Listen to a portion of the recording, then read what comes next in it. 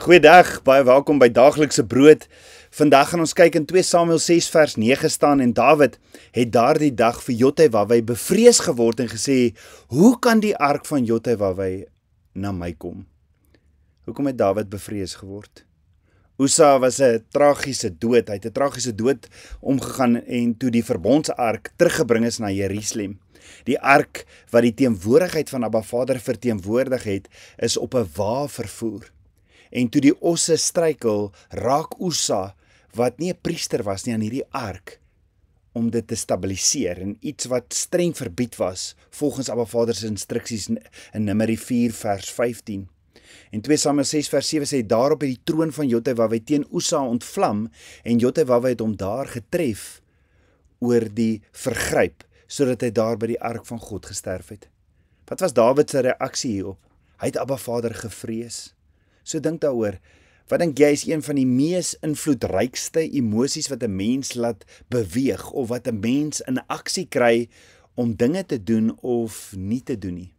Is dit nie dalk vrees nie? Ja, mense word deur vrees beweeg om dinge te doen wat hulle andersins nie sou doen nie. Om nie ontzag of eerbied vir Abba Vader te hê nie, is aan die ander kant baie dwaas, sê Spreuke 1 vers 7 ook vir ons.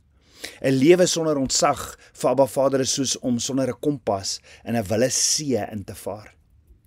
Nou, vrees in Hebreëus is die woordjie ya'are, en is vreemd genoeg een van die woorde in die Hebreëse taal wat 'n dubbele betekenis kan hê. Dit kan vrees beteken in die sin van werklik vrees vir jou lewe, en dit kan ook die betekenis hê om 'n respekvolle eerbied vir Abba Vader te hê. Dis om respekvolle vrees, respekvolle eerbied of ontzag vir Abba Vader te hê. En dis die heiligheid waarna toe Abba Vader my en jou roep. Nou in Hebreëus, waar elke letter oorspronklik in 'n prentjie was, kan ons albei kante van die muntstuk by hierdie woordjie Yare sien. Yare word gespel met 3 letters in Hebreëus, naamlik 'n Jot, 'n Resh en 'n Alef. Jot se oorspronklike piktogram prentjie is die van 'n hand, en het beteken hand of regterhand van krag of krag van Abba Vader. Resh, die tweede letter se piktogram prentjie, is die van 'n kop of 'n hoof. Resh verteenwoordig 'n leier of die hoof of 'n owerheid. Dan die letter Alef is 'n piktogram prentjie van 'n os wat 'n sterk leier verteenwoordig, Abba Vader homself. Nou wanneer jy die 3 prentjies van vrees in Hebreëus Yare bymekaar sit, skets dit vir ons die prentjie van die hand van Abba Vader op die kop van 'n sterk leier. Is dit nie dalk wat met Dawid gebeur het nadat Ussa oorlede is nie? Abba Vader se hand is op sy kop. Dawid het nie Abba Vader se instruksies gehoorsaam in die eerste plek nie, en Abba Vader sê in Hosea 4 vers 6, my volk gaan ten gronde weens 'n gebrek aan kennis, omdat jy die kennis verwerp het, sal ek jou verwerp. Maar wat interessant is van hierdie woordjie vir vrees, Yare, se betekenis is dat ons nie weet wat die uitkoms van hierdie hand op die kop van die leier eintlik beteken nie. Dit kan die hand van salwing op die leier se kop wees, of dit die hand van teregwysing wees. Yare het albei betekenisse. Met ander woorde, dit is die respek en eerbied vir Abba Vader wat beide kan seën en wat ons kan teregwys. En dit is die rol van 'n goeie vader mos, om ons tereg te wys en ons te seën. Dis die rol van 'n vader. En dis wie Abba Vader is, 'n goeie vader. Jy sien, afhangende van die optrede van 'n seun, kan 'n pa seën of hy kan teregstel. Dawid het verkeerdelik gemaak in sy handel met die verbondsark. Hy en die priesters het nie Abba Vader se woord Shema nie, en het gedoen wat die heidene gedoen het. So as ons kyk na hierdie Hebreëse woordjie vir vrees of Yare, kon die vrees van Dawid egter Abba Vader se hand wat op sy kop was, regstelling of salwing wees. Maar ponder daaroor, het Abba Vader nie dalk beide met Dawid gedoen nie, reggestel en gesalf nie? Want reg hierdie woord is daar hierdie patroon dat salwing uit teregwysing kom. In Job 5 vers 17 staan, kyk, gelukkig is die man wat Jotawai kastei, verwerp daarom die tigtiging van die Almagtige nie. Met ander woorde, gelukkig is die mens vir wie Abba Vader teregwys. En daarom moenie Abba Vader verag vir tigting nie, want Job 5 vers 18 sê verder, want hy doen smart aan, maar verbind ook, hy verbrysel, maar sy hande maak gesond.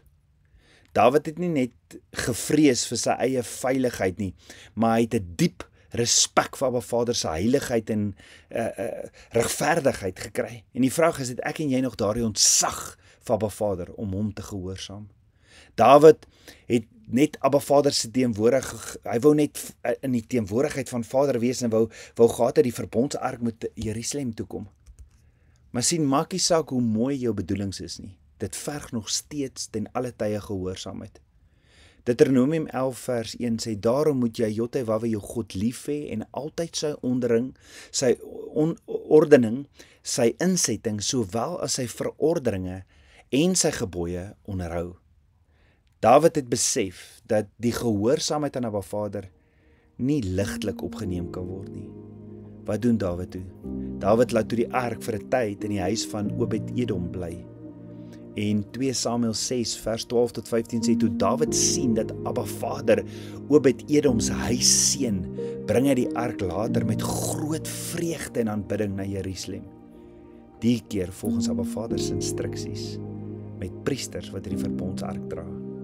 Wat leer ons hieruit? Abba Vader se teenwoordigheid is heilig en moet met ontzag benader word, nie soos Aaron se 2 seuns Nadav en Abihu nie, en soos Usa nie. So ons leer by Dawid, ons moet Abba Vader se teenwoordigheid nader met nederigheid, totale nederigheid en totale gehoorsaamheid. Daarom die teksvers om vandag te memoriseer is Psalm 111 vers 10. Want in die oorspronklike woord staan daar, die vrees van Jotewawwe is die begin van wysheid en goeie verstand het almal wat Abba Vader se gebooie doen. Sy lof is tot in ewigheid. Kom ons bid so saam. Ons almagtige Vader, dankie vir u woord. Vader, ons wil u woord bepeins dag en nag. Ons wil dit mediteer, want as ons doen, sal ons wel geluksalig wees in alles wat ons doen. Dis wat u woord sê. Vader, in ontzag en in gehoorsaamheid en nederigheid kom kniel ons voor u. Ons wil nêrens gaan as u nie saamgaan nie. Ons wil u ken in alles. Dankie vir u goedheid en guns. Dankie vir u liefde. You're a good, good Father. Ek bid dit alles in Yeshua, HaMashiach se naam, die seun van Jotewawwe. Amen. Shalom.